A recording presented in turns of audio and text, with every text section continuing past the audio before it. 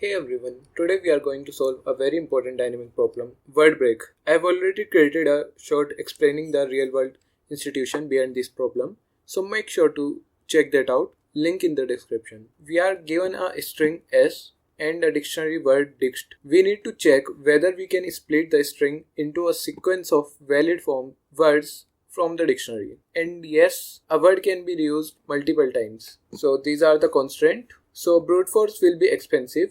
We will optimize using DP. I follow a simple 3-step approach for DP. Step 1 will be represent in terms of index. So let's proceed the function of definition.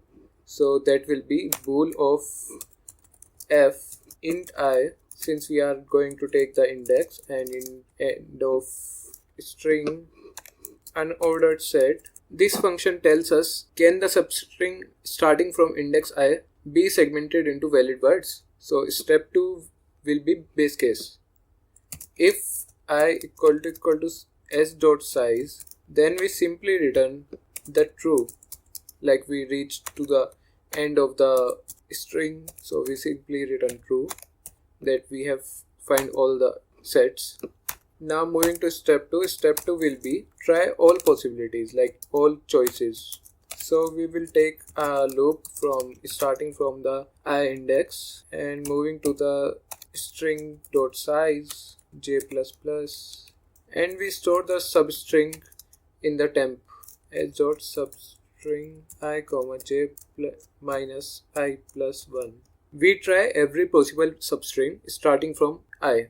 Now we check plus recurse. If dict comma count of temp, like the if f of j plus 1 s comma dict. Like if we found the element, then we move from the j plus 1, so that will be return of true. If the current word is valid and the remaining is string is also valid, we return true, and the default case will be return false. If no split works, answer is false. And here we take a unordered set string to the end, and we simply return the f of 0 comma s comma dict, like the dictionary. So let's run this code. This solution works, but it recomputes the same state again and again, so the time complexity becomes exponential, not efficient. So that's why the time limit exceed comes when we submit the program. To optimize this, we store result for each index. So let's take a vector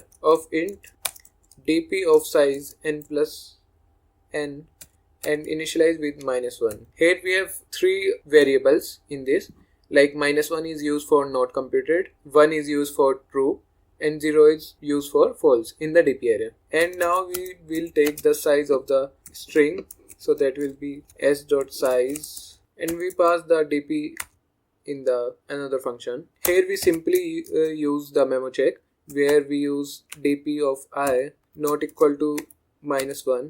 We simply return dp of I, and here we pass the DP array, and instead of returning the value directly, we store the value in the DP array, so that will be dp of 1, and final answer will be dp of 0 equal to 0, dp of I.